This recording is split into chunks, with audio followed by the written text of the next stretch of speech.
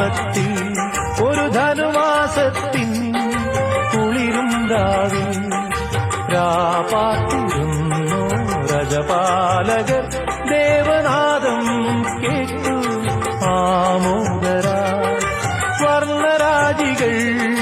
വിടരും വാനിൽ വെള്ളിമേഘങ്ങൾ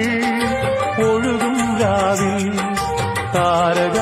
രാജകുമാരിയോടൊത്തന്നു തിങ്കൾ കലപാടി ഗ്ലോറിയ അന്നു തിങ്കൾ കലപാടി